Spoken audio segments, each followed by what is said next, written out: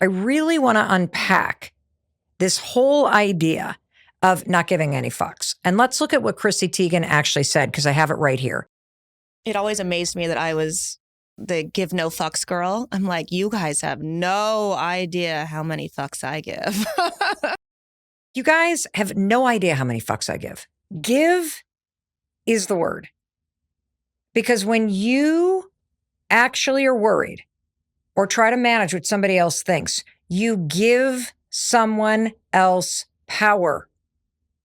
That's why Chrissy's crying, because she's sensing and realizing how much power other people had over her life. And here's the other thing I want to say, both to you and to Chrissy. And I said this to her on her podcast. This isn't your fault. This isn't your fault. This was conditioned in you as a child. When you get positive reinforcement based on other people's behavior, your moms or the adults around you, of course you're getting conditioned to please other people. Of course you're getting trained to care what other people think. And a bigger issue is you're actually being taught somehow that you are responsible for other people's moods and opinions and that your worth is outside of you. And so I want to come back to the word give.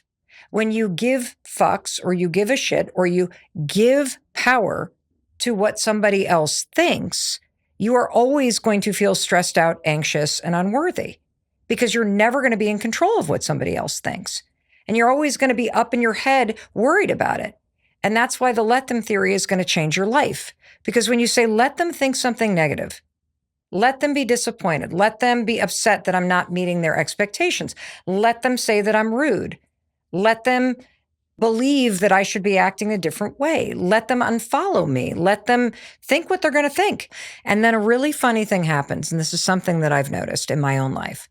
The more I say, let them think something negative, and the more I take my power back and I really put all my time and energy into showing up in my life in a way that makes me proud of myself, I know who I am. And when I know who I am and I'm proud of myself because I'm trying and I'm doing my best and I know what my intentions are, I don't actually think about other people a whole lot because I know the truth.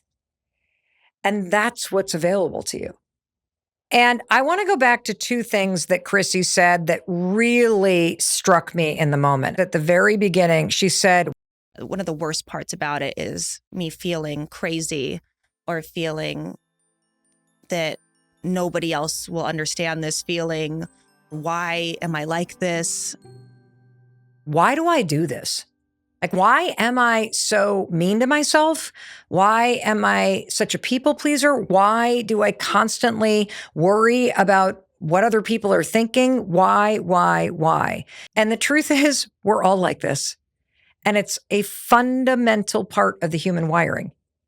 See, we are super hard on ourselves. And I'm sure if you really are honest with yourself, the way that Chrissy Teigen was honest with me about how she is bashing herself all the time, and she doesn't want to do this, and she doesn't want to pass this on to her kids, that I don't think we mean harm to ourselves. And yet here we are caught in this negative loop with ourselves. And so this is why we're looking for validation outside ourselves, because we're trying to escape the criticism that is running on repeat in our own heads. We're looking for clues from the outside world. And what I'm here to tell you is that since this has been going on since childhood, the better approach is to learn how to give yourself clues internally. And I never understood this until I talked to world-renowned psychiatrist and best-selling author, Dr. Paul Conti. He wrote the New York Times bestseller, Trauma, The Invisible Epidemic. And the introduction for that book, the foreword, was written by Lady Gaga because he treated Lady Gaga, and she says that Dr. Conti saved her life. As soon as I was done talking to Chrissy Teigen, I remembered Dr. Paul Conti and his appearance on the Mel Robbins podcast. And I'm like, this is exactly what he was talking about. I wish he was here talking to me and Chrissy.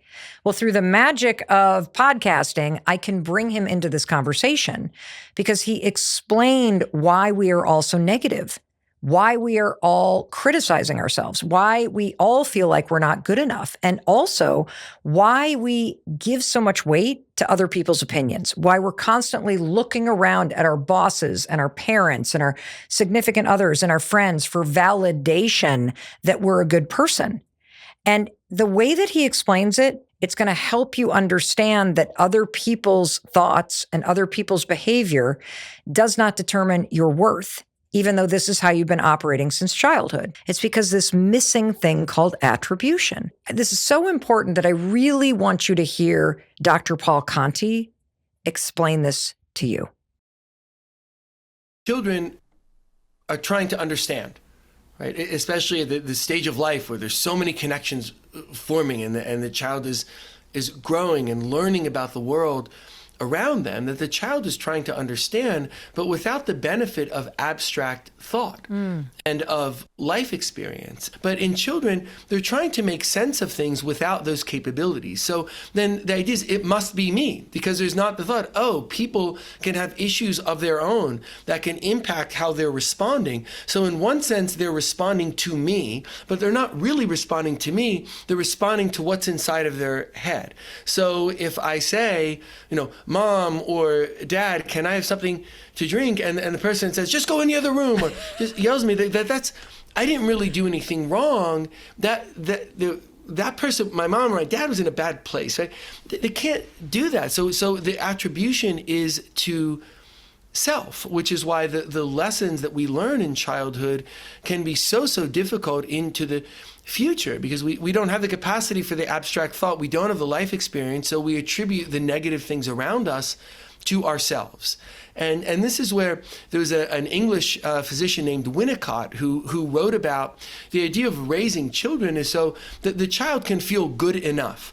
Right? And this wasn't an idea of limp over the line. That's not what good enough meant. Good enough means solidly good enough, that I'm good enough to face what there is for me to face. If that's something negative, I can get myself through negative things. And also, I can get myself to better places.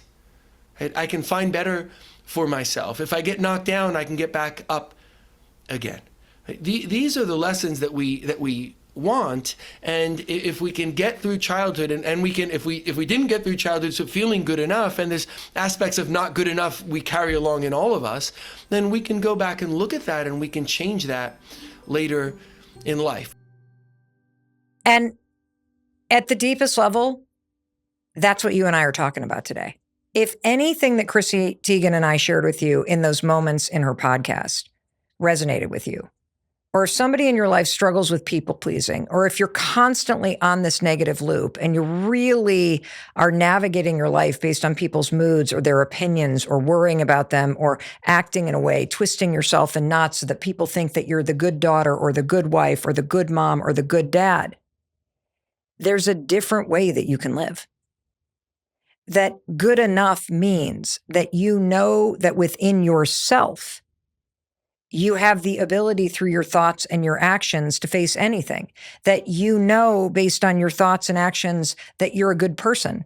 You know what you intended, and that you hold the power, and you are the person that determines your worth. You and I, since childhood, if you just really, really consider what Dr. Conti is saying, since childhood, we have been looking outside of ourselves to confirm that we're okay and that we're loved and that we're worthy.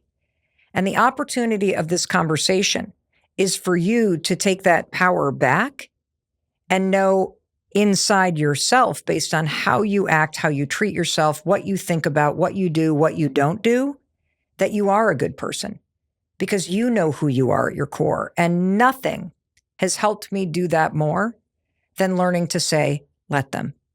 Because when I say let them, if I put it in the words of Dr. Paul Conti, I'm now practicing attribution. I'm saying that if that person is in a bad mood, let them. If that person has a negative opinion about me, let them. I am attributing their behavior to them, and I am not attaching it to me and my self-worth. Isn't that so cool? It's the world's best boundary, because you realize that when you let other people think, say, do, feel how they feel, that you attribute their behavior and their thoughts to them alone.